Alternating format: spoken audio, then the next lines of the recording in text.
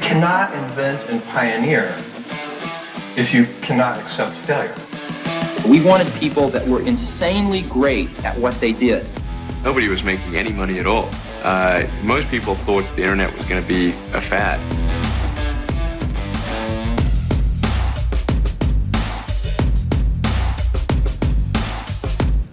So we are here today for a part 2 with Tommy Griffith. So when I launched this podcast, I suckered some people into being some of the early guests, and Tommy was guest number 1. So I'm so thankful to Tommy. Thanks for coming back.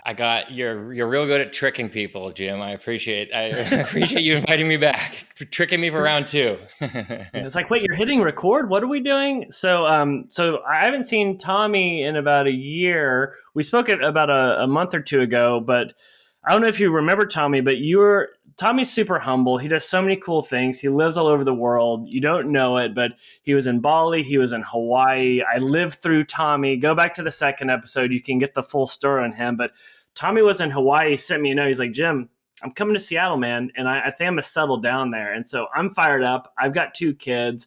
I'm about to have like maybe a potential bestie to come out here and hang out. So Tommy comes to Seattle. I pick him up. I thought we had a lovely day. We went to Cary Park. We went to Gasworks. I took you to a really nice coffee shop. I bought you an Americano, and I drove you home. And I remember you looked at me in the car, and you're like, this was great. Let's do it again. And so I went home. I told my wife, I was like, I had such a great time with Tommy. I text you 5 days later. I'm like, hey, do you want to go skiing? You want to hang out? You're like, oh, hey, bud. I'm in Miami now. I just signed a lease for a year. Talk to you later. So I never dated people in the social app world, but I got ghosted hard by Tommy. Man, man, this is a very brutal reconstruction of events. I don't know if it was that bad. But that sounds like a dagger there. You're making me sounding like a cold hard killer. That's not. Yeah, this isn't even a podcast. This is just vengeance for you leaving me in the cold. But anyway, dang it. No, I'm not. Yeah, that was a lot of fun, Jim. And actually, in my defense, I guess in my defense or my explanation was that the last year's been weird. The last year's been weird. I would call myself a bit of a COVID refugee, and was kind of trying to figure out where to live.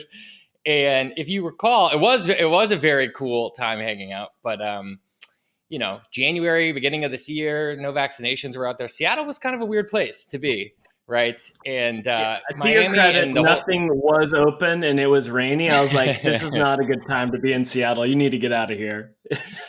Exactly. And for whatever reason, for better or for worse, as controversial as it may have been, Florida just decided very early on that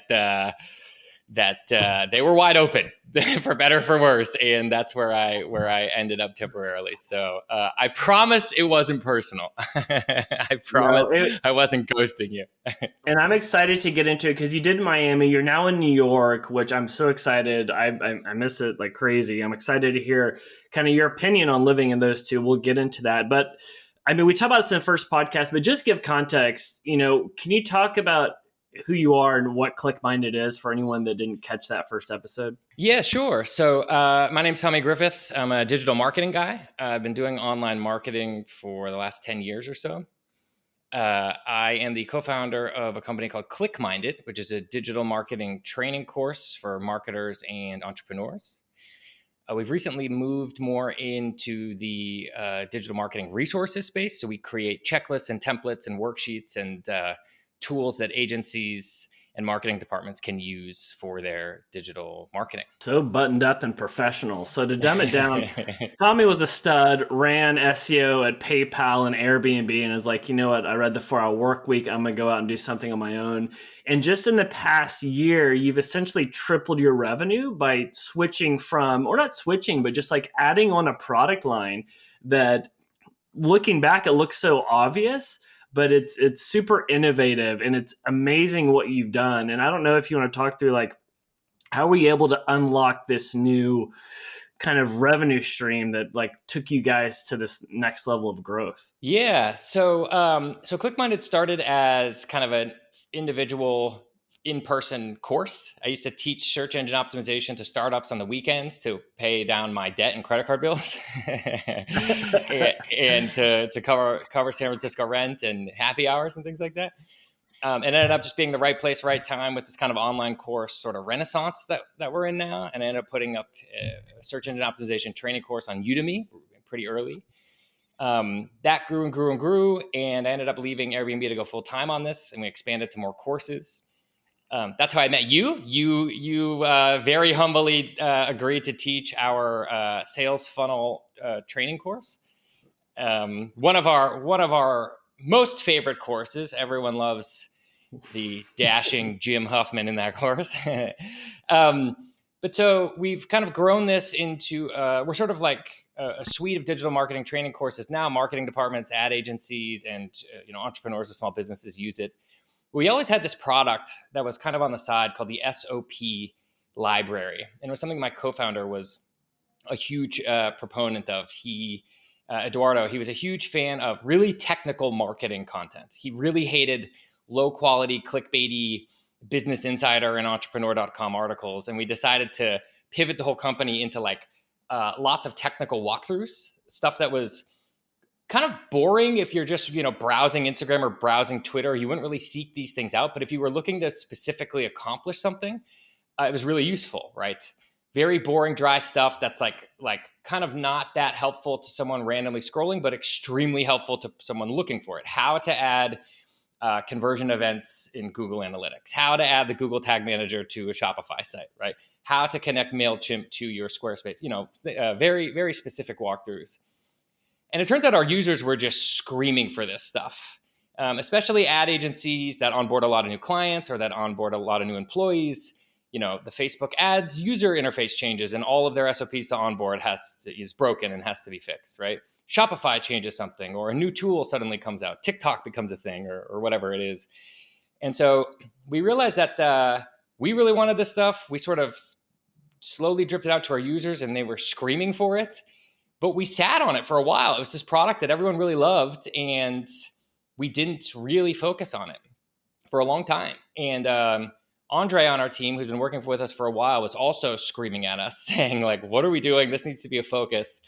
We decided to finally start focusing on it. And it's been a big success for us. Yeah, as an agency, we've actually been using it and it's been huge because as we scale, we're like, okay, we've got to document how to do these things. We have to make SOPs. And guess what? It is always the last thing a team member wants to work on because you're too busy delivering on clients. So when you rolled this out, I was like, actually, this is a complete no-brainer. We totally need it. So no, dude, that's amazing that you guys have done that. And I mean, kudos to you for kind of building that in the time that you have, which, I had Tommy come on today because there's a topic that we talk about like in passing, never on the podcast, but this idea of personal finance. And we both have a lot of different opinions on that I thought would be fun to get into today because I think there's a lot of traditional things you learn about finance, but whenever you run a business, those things don't really apply or they actually aren't that helpful and you should maybe be doing the opposite. So I thought it would be fun today to get into, what does personal finance mean as a founder? So even like with that big like prompt as a question, like you run this business, you own majority share of it.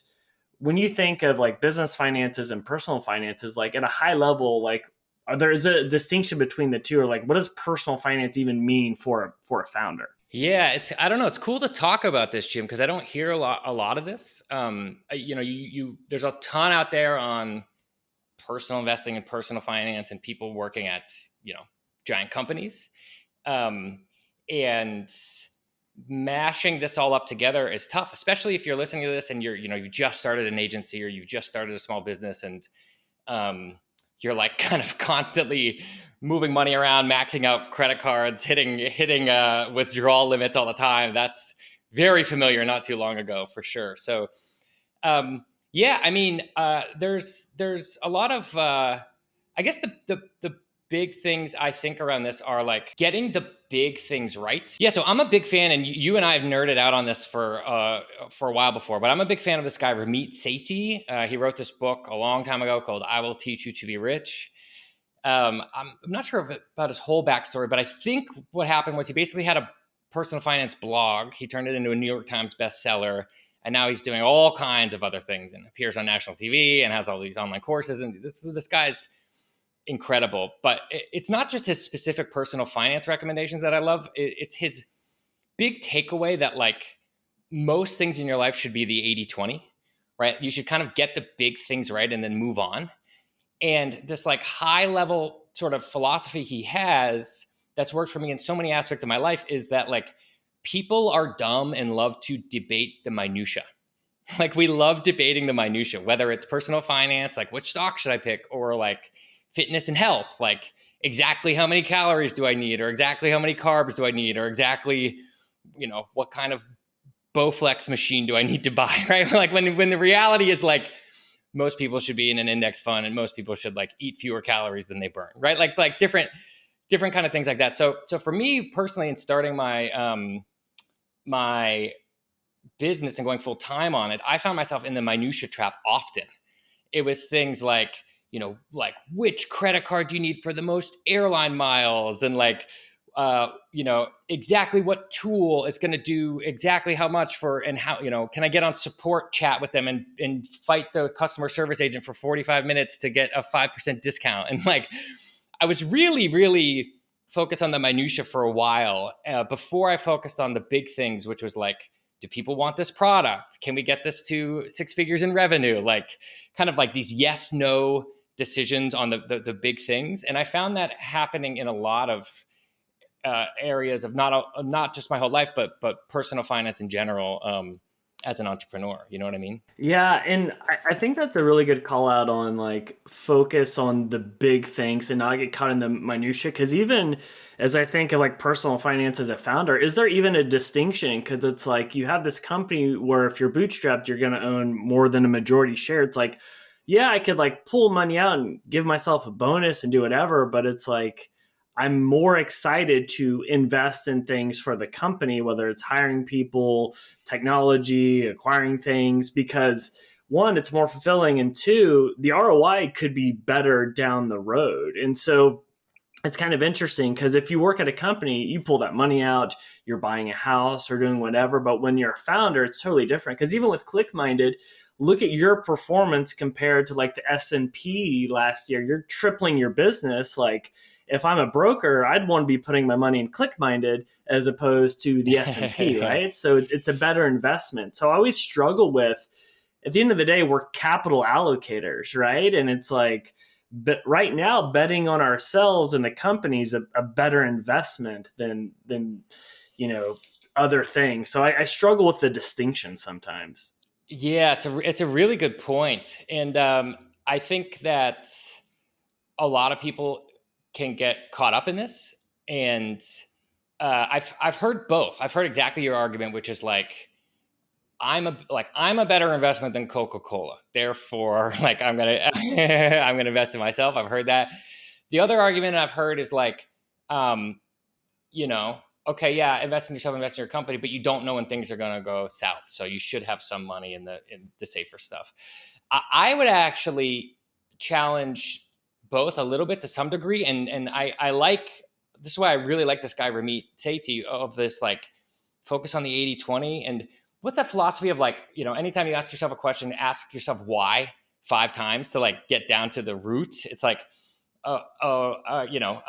like I'm waking up for work today. Why? Because I need to make money. Why? Because I need to get out of debt. Why? Because this, because that. And then the last why is like, because I want to prove myself to my parents or something like that, right? You always like, you get, I didn't get hugged enough by mom as a kid or whatever it is, right? It's like, you ask yourself why 5 times to get to the root of what you're getting at. And if you're on this journey, you're starting your business and you're focused on your personal finance, I think it can be really, really helpful to do that. Like ask yourself why 5 times and make sure you know what this is about. Like your why might be like, freedom and the ability to travel, or your why might be security for your family, or your why might be really like, I want to be famous, or I want to get a TechCrunch article written about me. But like when you get to those big meta things first, it's a little bit easier to go back to that like capital allocator, where's my yield, where should the yield go, because you just get more clear about like the engine that you're building and where it should be taking you. You know what I mean? And that kind of leads to some Ramit Sethi talks about, is this idea of like your rich life, because it's so true. As you work and you like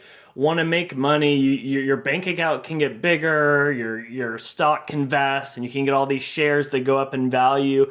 But then you're like, okay, what do I really want with this? And the thing that I've kind of come to realization with, like, I don't really buy things. You know what I mean? It's like I got some Vuori like nice like athletic wear this year, and that's like me really splurging. I'm like, I'm a horrible like big spender, but what I do care about is like lifestyle design and like crafting a day that like gives me energy. So for me, I'm all like, okay, what is my rich life? It's like I want to like not have an insane amount of meetings. I want to be able to like work when I want and do what I want. And so what I'm trying, like getting to the why of things, it's like I'm working so I can like have this lifestyle that I want. So that's like that exercise he talks about with this rich life. It's like get into the tangibles of like, what does that mean? Like, what does your morning look like? How do you travel? Because some of his examples with his rich life are like, I want to do like 3 trips a year that are 2 weeks or longer. I want to fly first class. When I eat out,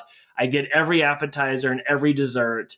And it's like very like specific things that I think is more exciting and energizing when you're thinking about like why you're working and like what you're working towards and what you're going to do with your money. I don't know if that's like something you think about, but that's something that recently I've thought through with his frameworks. Absolutely. Yeah. And I love, and a lot of this it's like an evolution of the original Tim Ferriss book, The 4-Hour Workweek, right? And I think he called it like retirement experiments or something like that. But Ramit Sethi calls it spending experiments as well. And the basic idea is like, don't worry too much about costs as long as it's intentional.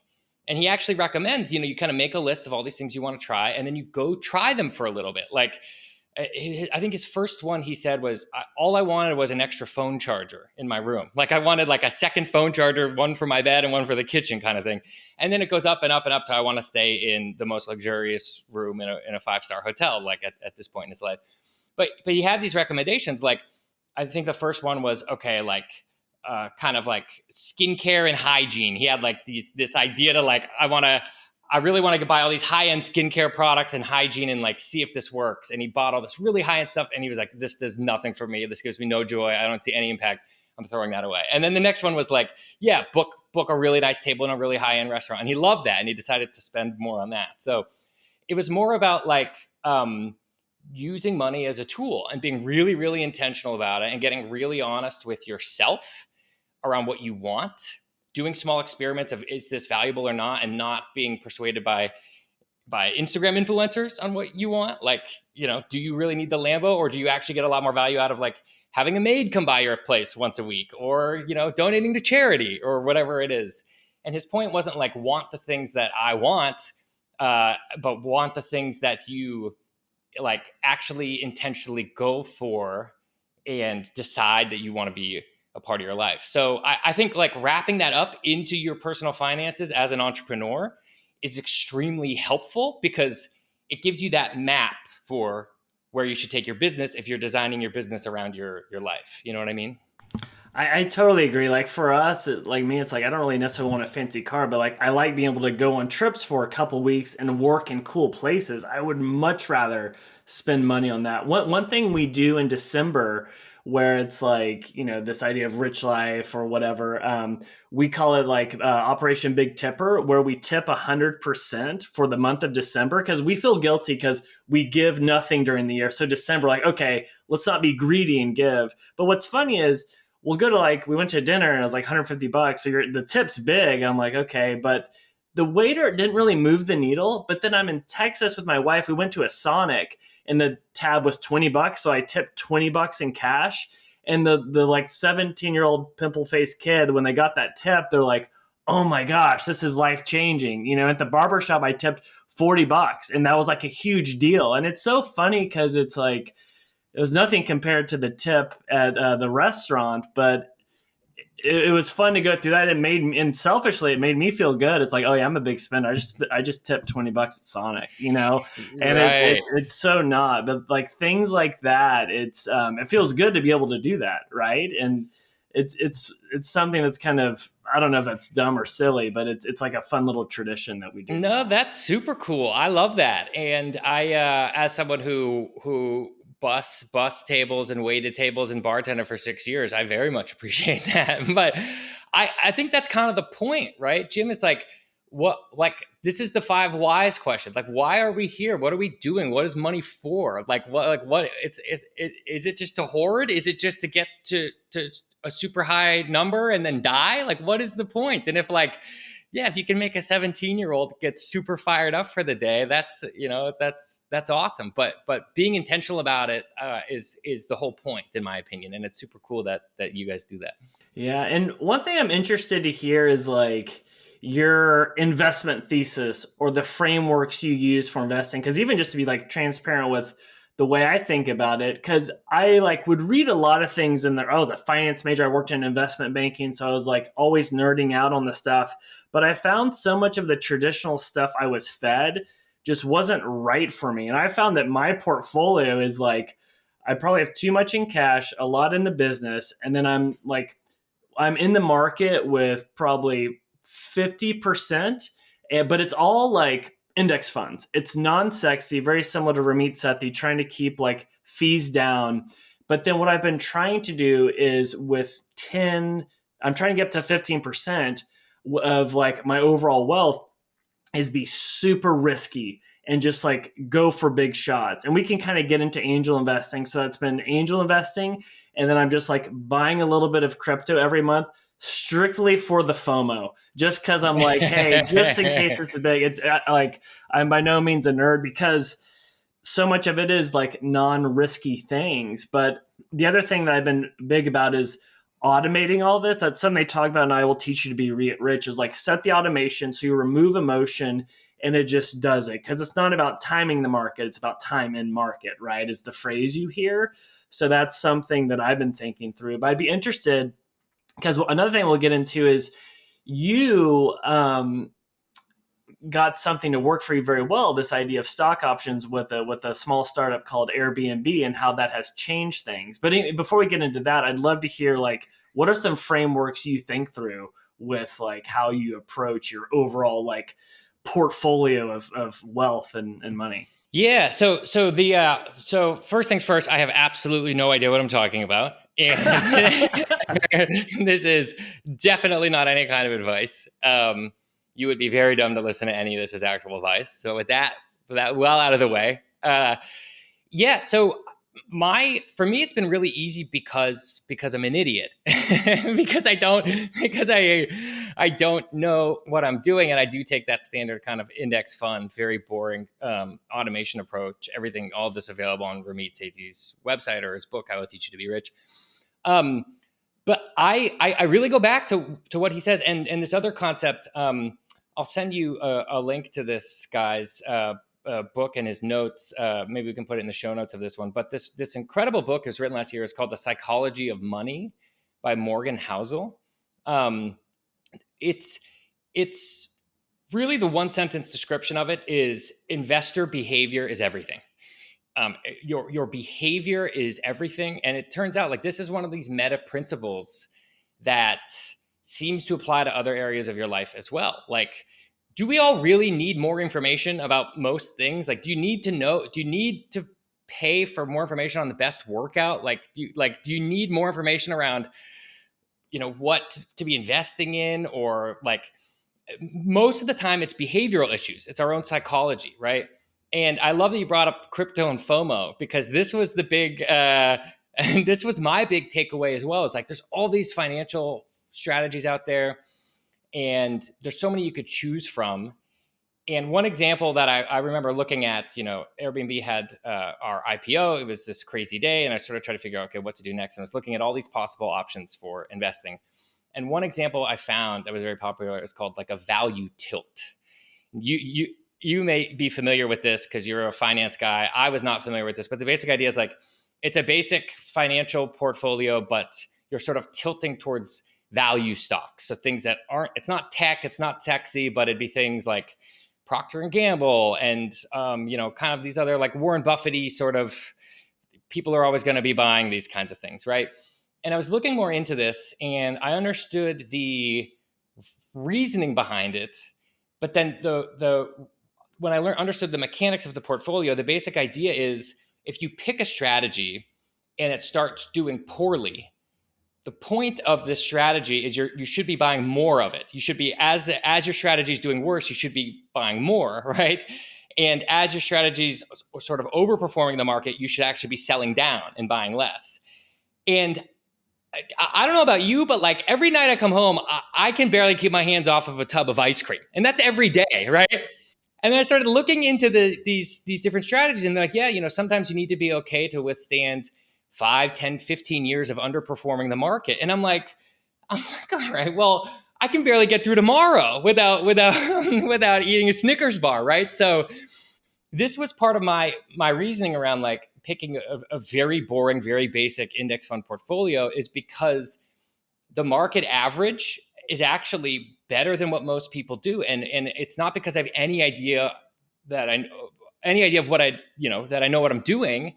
It's more that I know I battle FOMO every single day of my life, like you just mentioned with the crypto. And so my whole strategy was knowing my own investor psychology, which is like, I have ADD, I have shiny object syndrome, I get really distracted by things. I could be convinced by one podcast episode that I should change my entire life, right? And so like what I basically decided is go to Vanguard, give the money to an adult and put it in a really boring strategy that's like far away from me that I can't touch. And it's not because I know that that's the right move. It's because I know that my own personality can't handle it. You know what I mean? Yeah, no, same here. Like removing emotion. I do have like still this Ameritrade account where I look at all the actions there and it's strictly emotion based on things that I bought. And it's usually like after the fact of reading some clickbaity article around like how Tesla is going to be a $3 trillion company. I'm like, okay, now's a good time for me to sink my teeth into this. Yeah, you almost need like handcuffs. So it's like, is this a good decision? We're going to ask you again in 4 hours and then you can execute the trade type of deal.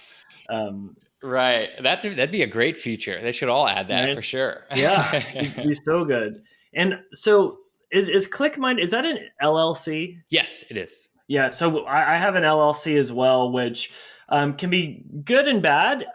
Your tax bracket can definitely go up as it kind of rolls down and it hits you. There's some other things that like the SEP IRA of like the simplified employee pension, individual retirement account. I just read that, so I remember the acronym for that. So there's like things and that's forced me to like put more in the market, which has been really good because there's tax advantages that you can take advantage of by having an LLC. I think doing up to like $58,000 a year in that. And then the rest I'm putting into index funds. And then I have that kind of slosh account where I make impulse decisions for trades, which is really dumb. So you were at Airbnb, you were smart enough to, as you're vesting, you were able to make sure you got all those before you left. And then all of a sudden Airbnb goes public and it's a game changer as far as, probably what your bank account looks like. And you kind of said you were researching on things to do. How has that changed your mindset with money, and how's that even changed your own like lifestyle? Yeah.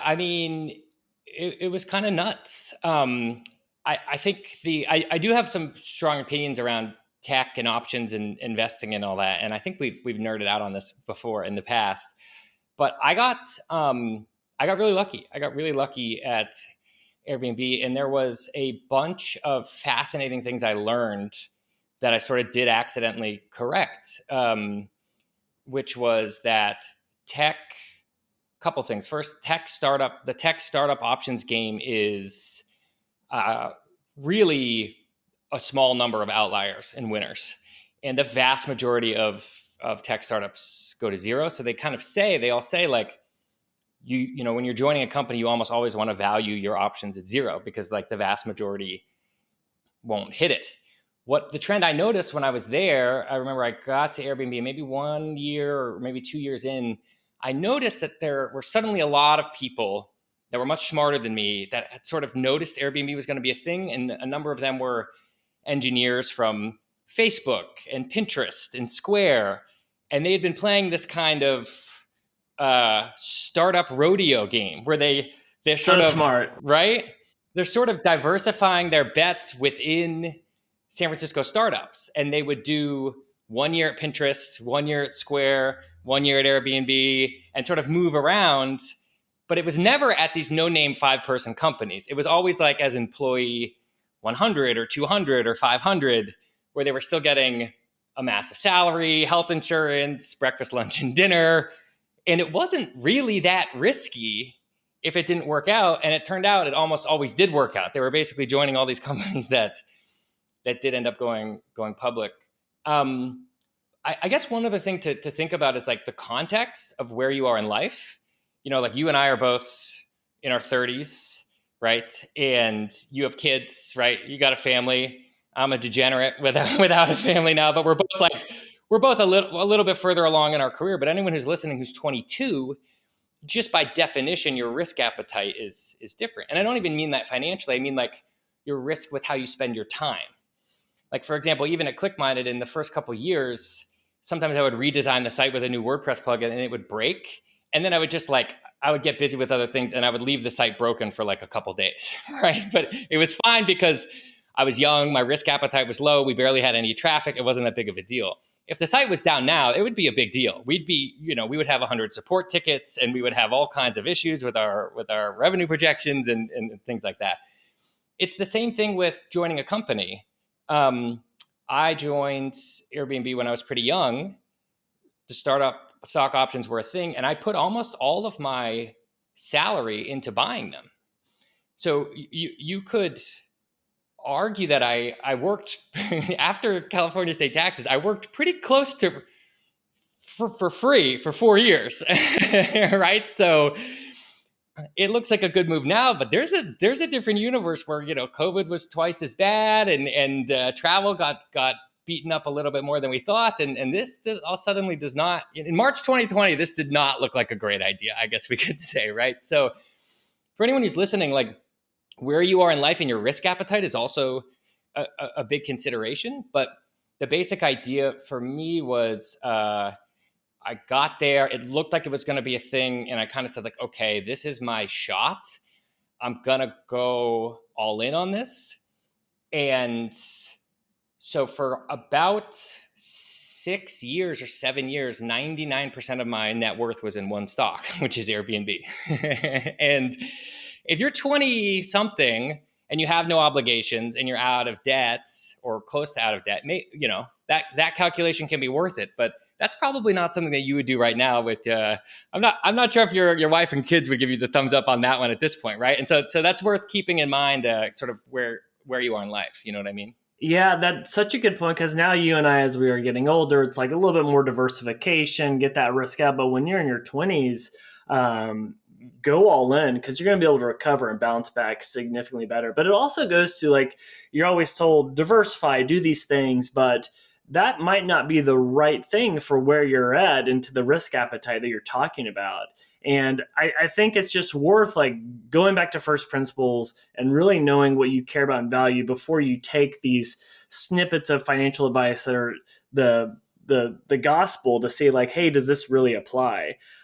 You also hit on something that I really struggle with, because I have another buddy that pretty high up at Amazon. You put in his stock options, he's doing like 7 figures a year. And it's like, you know, is it the right path for me to be following my dream and like launching a company? It's like, or here's an idea, go to these startups that are like a B2C round of funding and just beg for a job and do that rodeo, because it might be the safer and the more likely path to if the goal is just financial outcome. But I don't know. It's, I mean, I've chosen my path. I'll continue down it, but it's an interesting exercise to see, because I have many more examples of friends that have gone down your path of getting to a startup that's clearly past product market fit and is in that growth phase, that have had amazing exits, as opposed to buddies that started something from scratch and now they're just like, Scrooge McDucking it every single day. But I don't know. It's an interesting exercise to kind of think through. Right. And it comes down to like that 5 why question again, right? You really have to get into what you're actually trying to do. I love that quote. I have no idea who said it, but it's that you don't like get wealthy through diversification. You stay wealthy through diversification.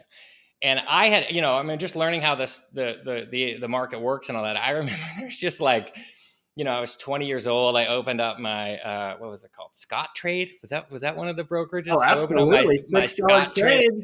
Right. $6 trades. I was 20 years old, and I would buy like a broadly diversified ETF with my $90. And then I'd sit there checking it every week and be like, well, what the hell? Right. Like, why isn't it going up? And just like, being diversified with my $90 as a 20-year-old, I guess I was learning the market, but I don't know if that was the right move. So, I think the other thing too, related to this, Jim, that I think is interesting to talk about is like risk tolerance in general. So okay, the generic advice, like when you're young and dumb and you have no obligations, okay, swing more, take more risks. That's fine. But one thing that I think a lot of people don't talk about a lot is like, I think people have more risk tolerance than they're willing to admit. Like we are all like and I'm curious to hear like when you fully went all in with Growth Hit and like you've pulled the trigger on it, if your mentality changed on this. But when I went all in on ClickMinded and went full time on it, I found myself getting more and more comfortable with pulling the trigger on everything, not just like business stuff, but even like ordering at a restaurant or deciding to go somewhere. It's just like pull the trigger, right? Because what I found is like you end up accidentally becoming more risk averse when you're in this big company kind of mindset. And like this kind of general advice that I've sort of come to discover is that like the stakes are a lot lower in most things than we think. We're kind of wired as humans to like be risk averse. We don't want to be eaten by lions. We don't want to be eaten by like an incoming tribe. We have this like 200,000-year-old like psychology around us. And like the reality is like there's no lions. You're not going to be eaten by anyone. You have a 99% chance of living every single day, right? But we sort of carry that behavior over to like our lives and our side projects and our businesses, and we don't pull the trigger enough. And like I found that it's extremely liberating starting your own business, because you realize that like sending that email to someone that could be an investor or could be a customer or something like that, it's actually not that risky. You actually can do it. Setting up that website for your side project, there really isn't any downside, right? Like most things don't have downside. And actually we kind of have, especially if you're a knowledge worker and you're listening to this podcast, you're probably interested in growth and digital marketing and like internet businesses. We kind of have infinite tries at most things. You're not gonna be murdered in the street for setting up your Shopify website, right? So I have found that has been an extremely liberating part of starting my own business and trying new things with the personal finances within that business, is that like the stakes are often pretty low most of the time, and that's been really helpful from a behavior point of view. You know what I mean? Yeah, I mean, and for myself, like during COVID, we like lost half our business and it was a crazy time, but like, was it that crazy? Because, we have some contractors that are hourly, so we could like flex on that. And then we bounced back pretty quick. And I was talking to somebody and they're like, what have you learned from that? What did that change? I'm like, honestly, like, when it goes really bad, it's not as bad as I thought, and it's going to be okay. And it made me think, hey, I should actually take bigger swings and be more risky. Because even when I launched the company, I remember people like, oh, you're starting a company that's so risky. Like, not really. I was already consulting for a year before that. I got 3 companies to offset my salary and guarantee 6 months of work. If anything, I was way too conservative. So I think like how I launched it and then going through that, it's made me want to take bigger swings. So just this past year, we've been hiring more. Like we're not in over our skis with what we're doing, but it's like, let's do this. Because I think momentum and timing and speed and being decisive is so crucial to business. Like making a decision by indecision is, I think, the worst thing you can do when running a company. And so that's something I've kind of learned the hard way, I think, over the past couple of years. Yeah, I 100% believe that. I remember Nathan Barry spoke at a conference I was at. I know you spoke with him recently, and he was talking about when he jumped to doing ConvertKit full time, and I think he was talking to his wife, and he said something like, you know, we're gonna try this, and I'm gonna go full time on this, and it could be really scary, and it might go really bad, and like, you know, if it doesn't work, this and that. Here are all these scenarios, and he was sort of trying to explain the worst case scenario, and his wife kind of like shrugged and said to him like, no, you'll do consulting if it doesn't work. Like it's like everybody right. Calm down. And yeah. I think she was right there. And I think that's like, you know, I think that's a really, really helpful mentality to have going forward. That we're all so blessed to be able to, if you're listening to this podcast, you are an elite. You are in the 1% of all humans to ever live, right? Like it's extremely nice to be in these circumstances that we're in. And it turns out you probably have infinite tries at whatever it is that you're trying to do. You know, don't put 99% of your money in crypto or on red or on black or you know, actually take these big all-in financial risks, but most things don't cost that much money to try. And you can sort of try again and again and again and again. And it's our own psychology that gets in the way. You know what I mean? I know. I always picture this doomsday of me with my family under a bridge in a sleeping bag being like, sorry, I let you down. It's like, it's not going to come to that. Like, I'll go on Fiverr. I'll find some income. So, create my Fiverr account. Dude, that's so funny. So, I mean, you and I both been doing like some angel investing. Like one of the reasons why I'm doing it is just because we work with so many startups. I'm always like, where can I have an unfair advantage? Like I look at people that have real estate companies that buy up houses and they have an unfair advantage in that. Like one little unfair advantage we have is we're seeing some cool startups at this inflection point where they go from idea to traction to growth. And so trying to jump in on those. But it's been interesting and fun to have to like go through that thought exercise, but honestly, it's a little anticlimactic where like, all right, we make this angel investment, here's this check. And then, well, ask me in 8 years if it was a good decision, you know, and it's, you know, there's a big pause that, I mean, I have no idea if I'm good at it or not. And I know you've been kind of going down that path, but what's your feeling as you've been kind of starting to do angel investing? Yeah. So, I mean, my God, if there's anything you should not listen to me about, it's this. I truly have no idea what I'm doing here. I'll tell you all the reasons why I am doing a small amount of angel investing right now. And I'll tell you a bunch of reasons why I'm bad at it and why I hate it and why why it's been really hard so far. It's all of the things you just described. So first of all, the feedback loop on it is extremely slow. If you set up a Facebook ad right now today for your product, you can get feedback on how it's performing within 10 minutes, right? And the average angel investment, you're going to get feedback on in 8 years, right? So that's extremely difficult. I've also just gone through this experience of I had wealth in Airbnb equity that was locked up for 8 years. And it's hard. It's very tough. It's very tough to do. And I'm actually quite hesitant to do it again. The other thing, too, is around valuations right now. I run a lifestyle business. Lifestyle businesses are much different from venture-backed, you know, multiple on revenue software plays that focus on massive markets and things like that, where other large investors are involved. You know, I've had examples. For example, I've seen like pitches come in some of the AngelList syndicates I'm in where a bunch of people decide to invest because the founder's really good at pitching other investors for the next round. And I would be like, well, wait a minute, what's the product? Where are the customers? Why hasn't the guy even set up a website? And I'd be like, this doesn't make any sense. I don't understand any of this. I'm out.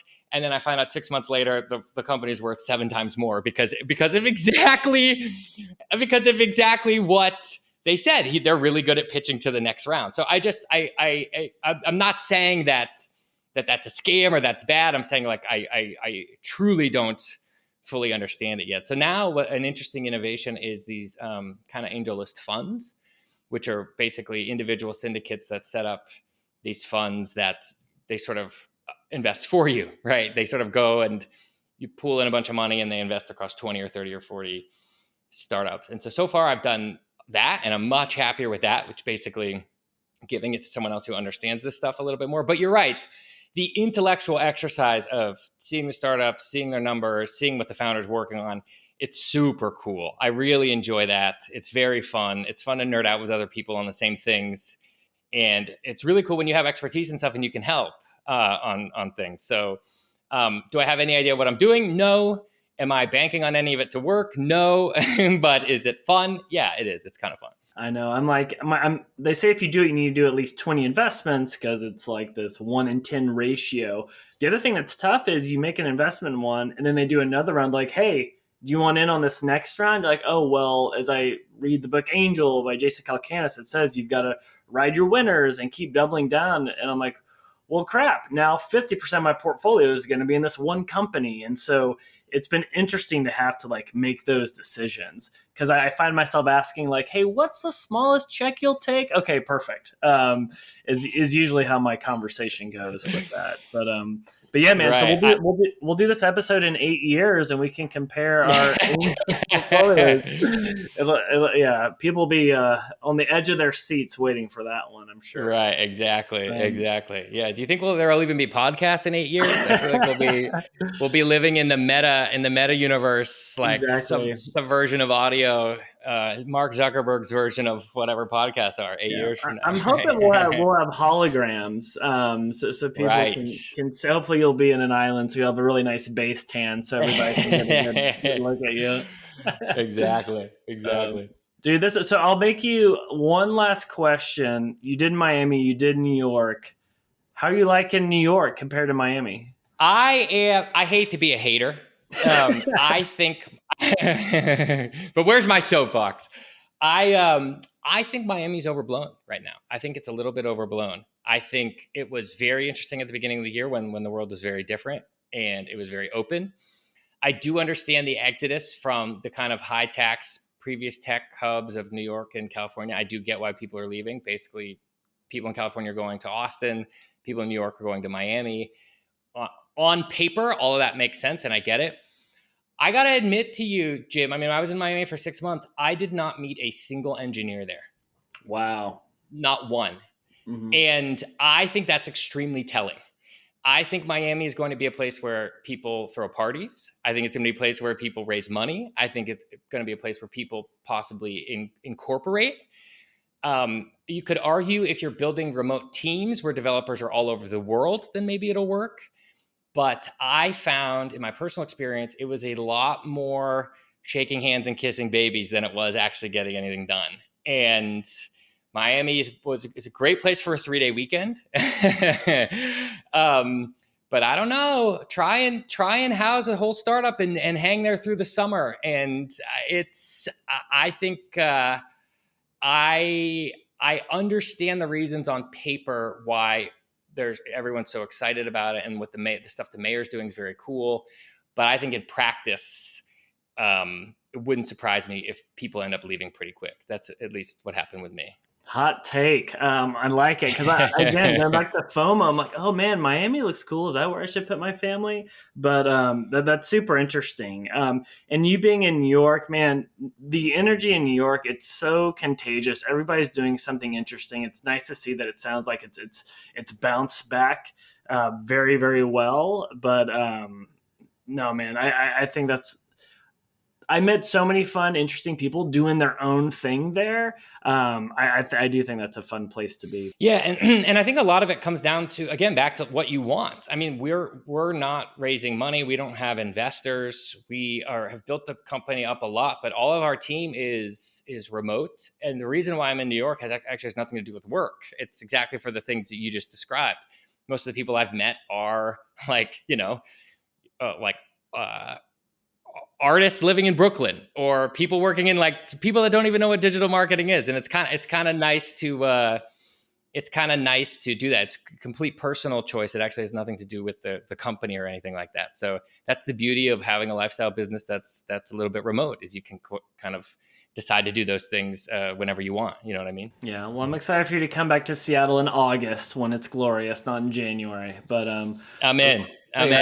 Finally, yeah, get that second date going. Well, Tommy, this was awesome as always, man. Please go to ClickMinded. The courses are amazing, especially one on sales funnels. We don't need to get into that. The SOPs are fantastic. GrowthHead has stolen all of them. But dude, thank you so much for the time. Jim, thanks so much for having me. I really appreciate it.